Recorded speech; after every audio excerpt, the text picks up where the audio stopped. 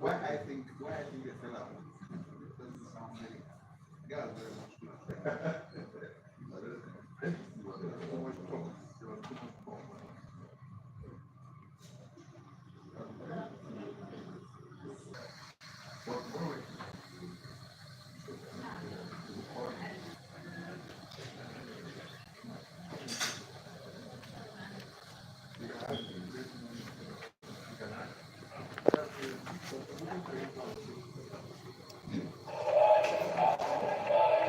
Quite often, at a crucial stage,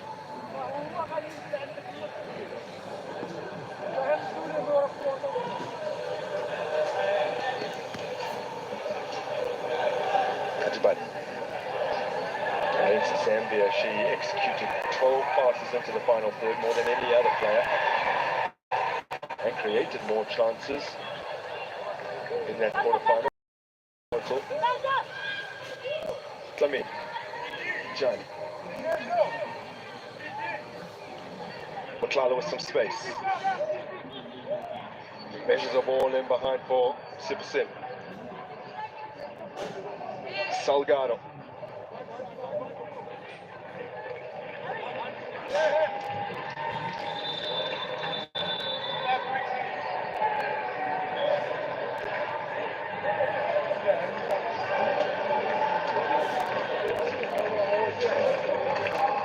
Oh, Desiree Ellis was captaining South Africa back in 2000 when they met for the very first time at a Women's Africa Cup of Nations that was in the final. Nigeria beat South Africa, who were hosting the tournament, by 2-0.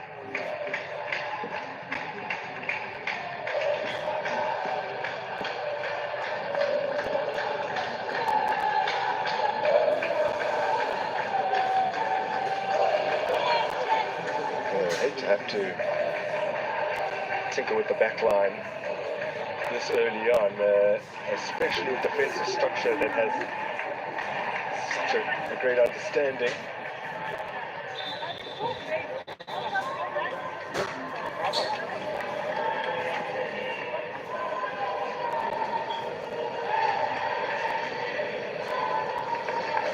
Nigerian support has been very vocal throughout the tournament, and they've become very familiar with this venue as well, design.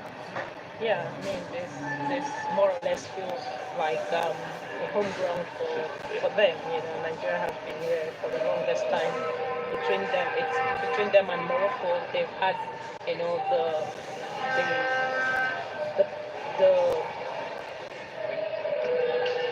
love, for lack of a better word, to actually, you know, continue to stay at the same venue more than every other team in this tournament. Well, whoever were to progress as winners would go to Rabat, the final at the Olympic Stadium. That's coming on the 26th. Of the side unsuccessful in advancing from this last four tie will remain here for the bronze medal match. We'll take on the loser of a semi-final later on this evening between Morocco and Ghana. Ghana, one of the established powerhouses of women's football, that's seen their luck run out a little bit in the last few years, but they're trying to make a statement on the continent again, whilst Morocco, an emerging juggernaut. Now Dlamini hesitated for a second, but in the end showed enough sharpness to snatch that one up, just marginally ahead of Ihezwa.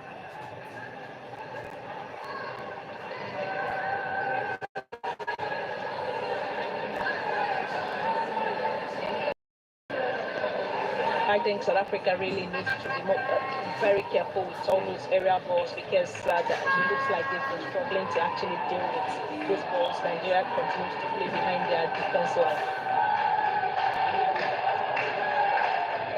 Now, Andile Dlamini appears to be just a little bit of distress here. National team player for the past 14 years. Dlamini.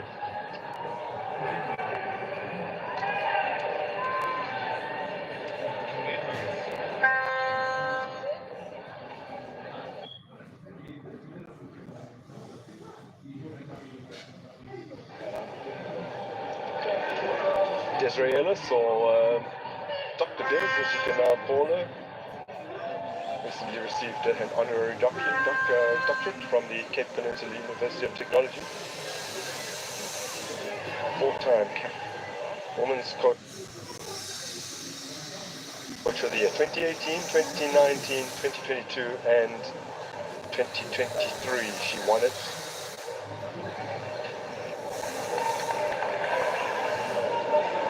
Now, they have to make an early change. Makubela will not be able to continue, but it does appear as though they are preparing Hilda Magaya rather than perhaps throwing on another centre back, Monatema Tlongo, UWC centre half. Might have been a decent option for them. She did play against Tanzania. It's the only game in which Banana conceded. Ball turned past the lady to picture in the swat by Clement. Hilda Magaya, who's introduced here, hero in 2022's final with a brace. It's really unfortunate for Makubela, who has had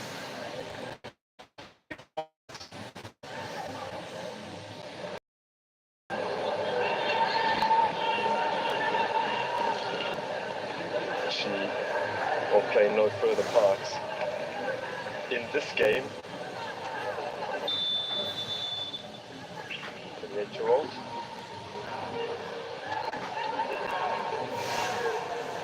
So let's play close attention to the reshuffle. It's as expected. Karabo Dlamini will now partner Bamanani and Bane, which is something they're more than capable of doing, and Gabby Salgado Magaya installed on the wing in the place that Salgado has vacated. Yeah, I mean, it's a good thing to see from this South African side how the coach can actually use the players in different positions. We've seen that with Ramalepe and I think Magama, two players that can play in one position, but just so because they are very good, they have to move Ramapela up front to play offensively. So that's really good to see. And Mbane will probably have to do even more organizational work than usual. She's the veteran in the team at 55 years of age, as Mohale goes down under the challenge.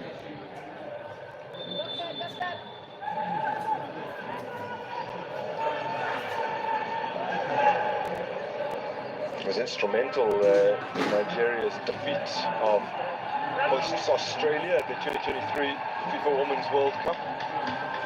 Scored and was awarded Player of the Match honours in that particular game. They upset the hosts. Desiree Ellis led South Africa to the next round for the first time in the country's history at that same tournament, although both sides were knocked out of the first hurdle in terms of the knockout stages, but really enhanced the reputation of African football, both teams.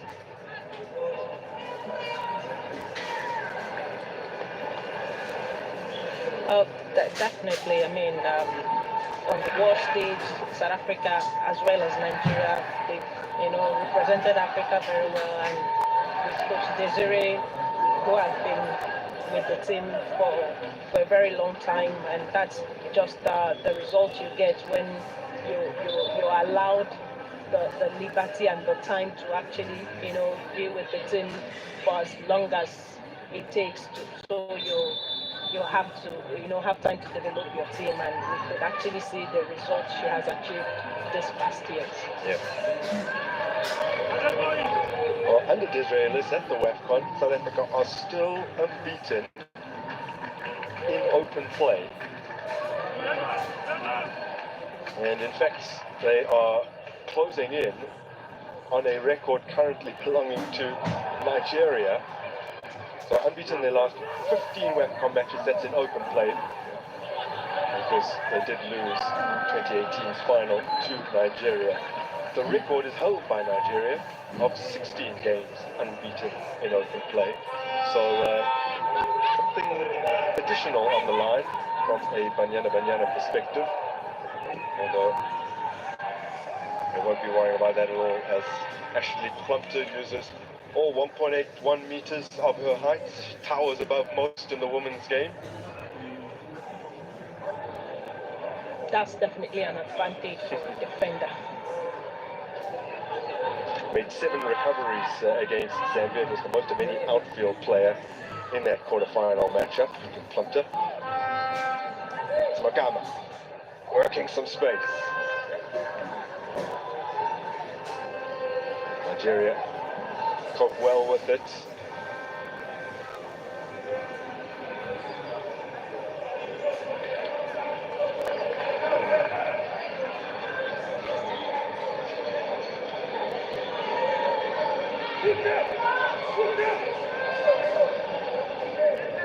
Last time South Africa lost in open play at the Women's Africa Cup of Nations all the way back in 2016, 1-0 defeat to Ghana.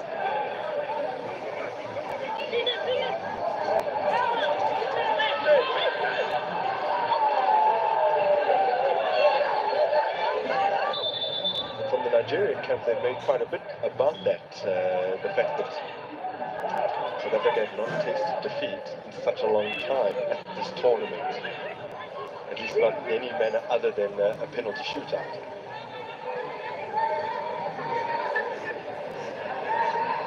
Ban. Looking for Ramalepe. Finding her expertly. Ramalepe's cross is a bit of a letdown, considering how excellently she was located.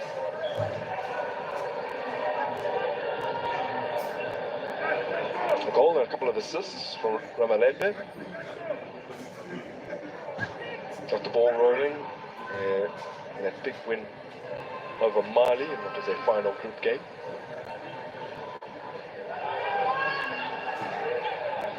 Dlamini adjusting to her new deployment after the departure of Makubela. For a player, if you have prepared yourself mentally to perhaps bomb up and down the flank, and now find yourself in a position not necessarily foreign to you, but one that you weren't expecting to play, what does that do mentally? Oh, it doesn't really do much, really, because, I mean, these are all professional players, and they're ready, usually very ready for anything that comes up on the pitch. And I mean, for your coach to actually have that confidence to move you to a different position simply means you're able and capable, and players are usually mentally very ready for situations like this.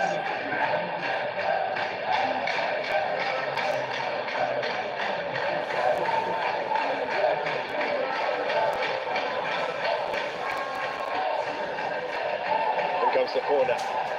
Dlamini grabs. Far too close to the goalkeeper, and considering the kind of aerial firepower that they have, didn't really give the big ladies anything to compete for. Now given away cheaply by South Africa. That's bailed out by the referee's whistle.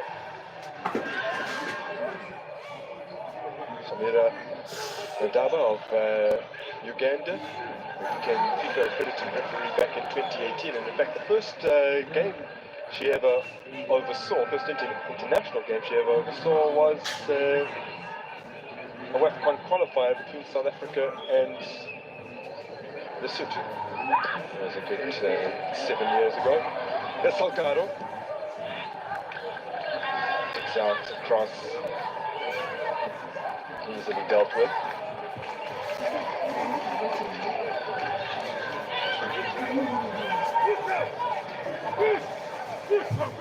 Mane to Flamini.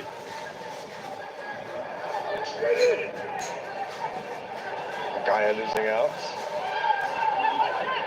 It's Bade. Brilliantly finding Toronto.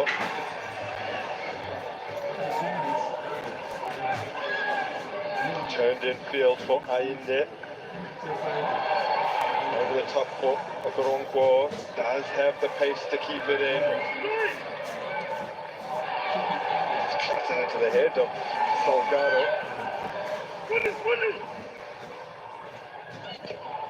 Magaya. Finding Kamede. Siposele. Some precious little of it up to this point. Salgado again. Given away by Gabriela Salgado. Did score against Nigeria at junior level.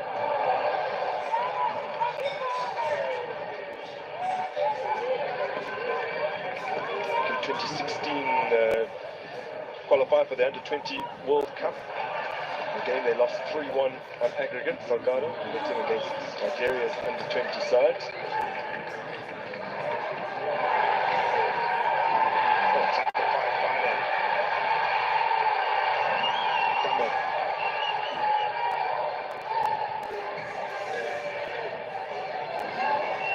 Jan.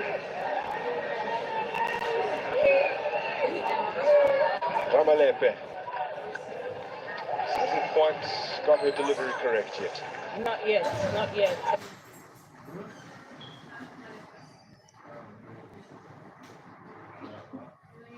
Efforts on goal, Aston Villa today. Opens up for John McGinn.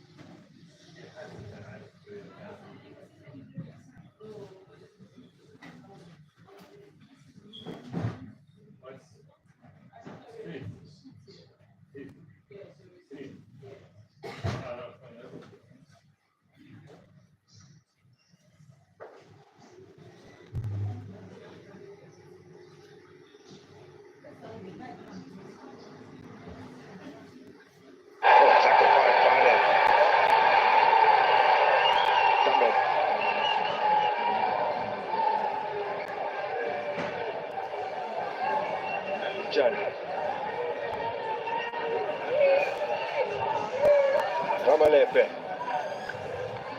Hasn't quite got her delivery correct yet. Not yet, not yet. His delivery seems to be a problem so far, but on 1v1 she's actually doing it, and she definitely would be a threat in the box, but those crosses haven't really connected. There's a horrible ricochet that almost presented an opportunity for Zua. Not able to capitalize that time around. Hails from Ajigunle in Lagos, AJ City. Difficult place to grow up, but she showed a lot of resilience to get to this point in her life and her career. Definitely, definitely. I mean, AJ have a rich history of, great footballers who emerged from there, and he just seemed to be a typical example of that.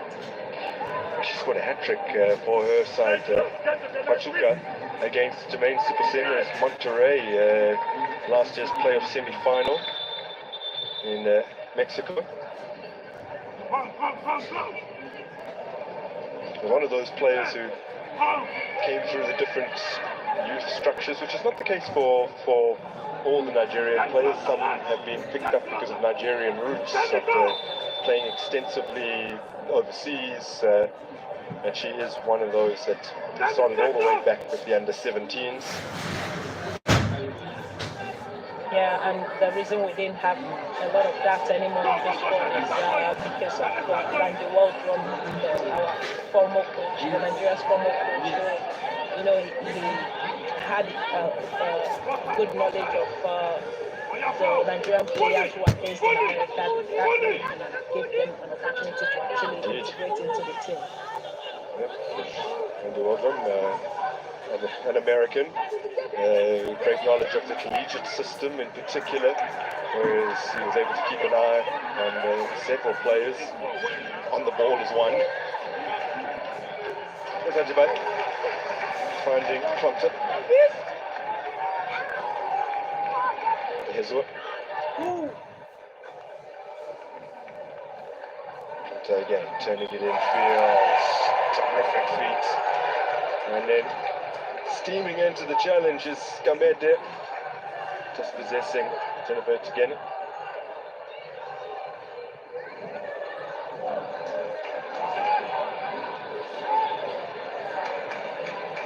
Plumter.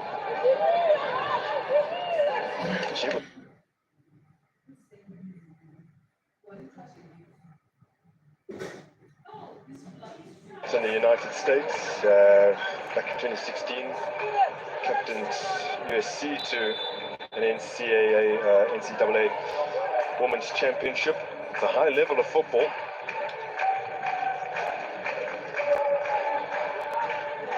Better known for her exploits in the WSL, helping Leicester to promotion and top flight of English football. Sifosenwe has some space to operate here. Just back from Mutlal. Hasn't really had an opportunity to unleash her creativity yet. Ramalepe, and lift her head. Goes for it. Looking to loop that into the top corner. Yeah, that was a good try from her, but then should have, you know, been on target. Yeah.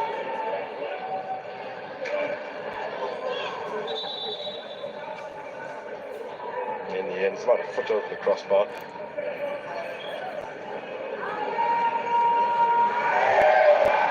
Fifth semi-final meeting between these two sides. Seventh beyond the group stage.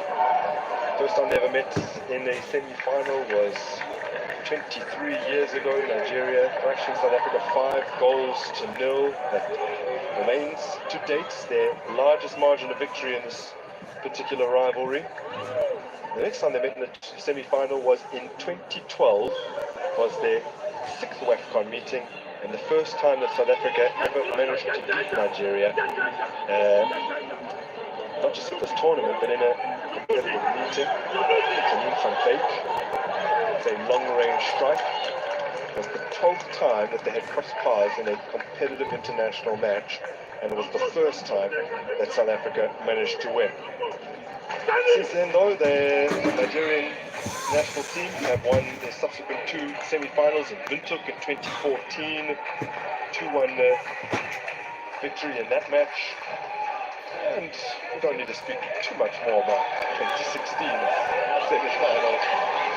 As Magaya comes forward, scrapes a shot towards.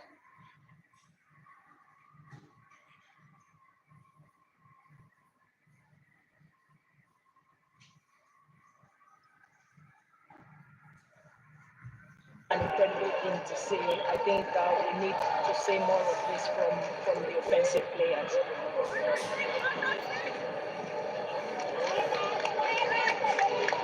Of course, when I mentioned 2016 semi-final, if you're only joining us now in the last few minutes, I'm trying to stay away from it because it's making Desire blush a little bit. The match winner on that day. It's an incredible feeling. And it's just not about, I mean, it's about the winning for the team actually, but then the goal also is, I think, is one of my best goals. it's I mean a free kick, thunderbolt, if I would say.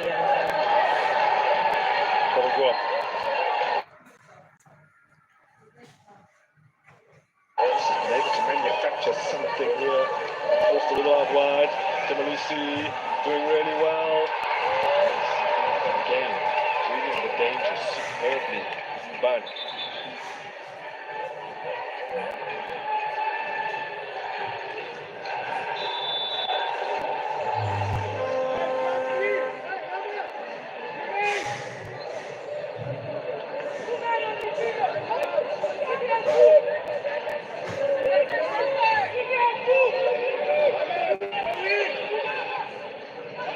Shamalozi with a long throw.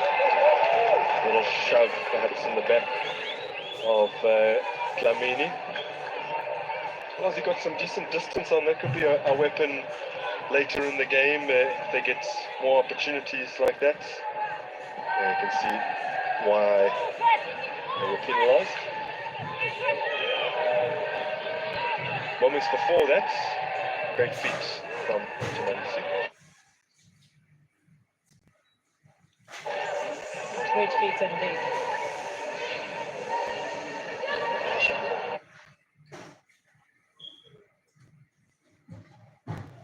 Salgado finds the challenge of Koronko.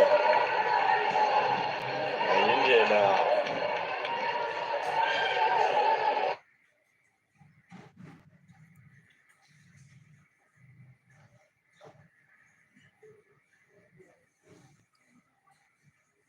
As has been the case in this tournament so far, VAR will take a look at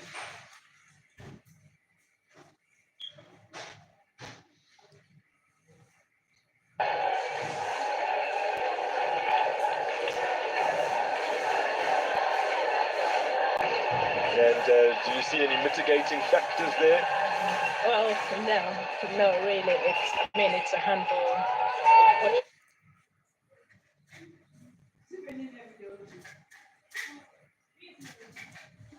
The player's body, and it's not in a natural position. And excellent move from the partners there between Alinde and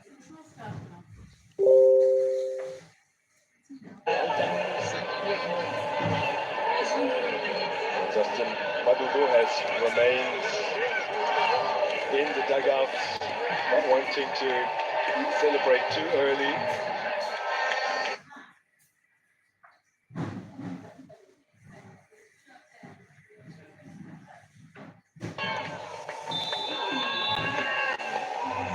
Responsibility falls to the captain. She has squeezed it under the body of Dlamini, who's more.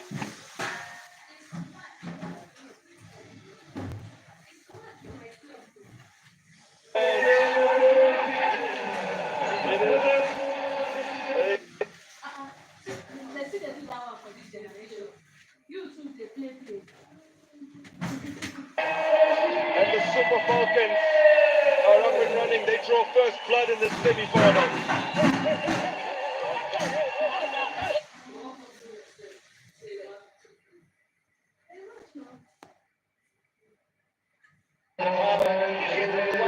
What a great play that was from Rashida, and perhaps she added more pressure to it. That's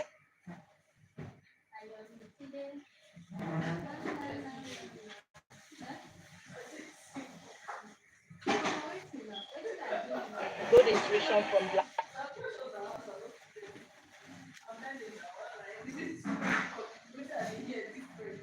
In the final round of qualifying, and the goal coming from Ajibari from the penalty spot.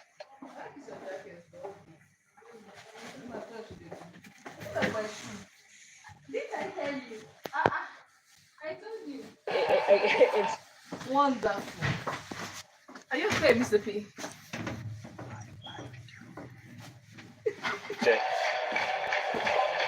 Magama, Mutlalo, Jane, skews off her boots.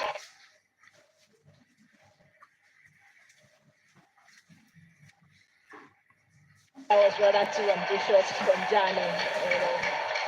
at this point, you can't afford to, be playing this kind of off-target shots. You need to really be sure of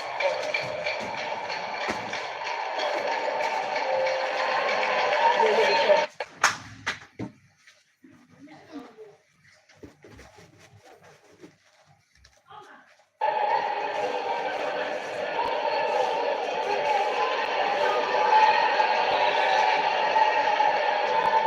I have program by you would have told me now. I have program by 6 in church. No.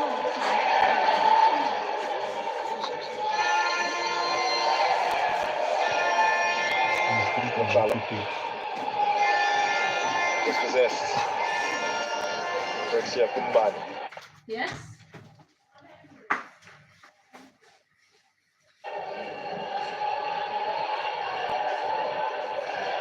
Lost under the high ball.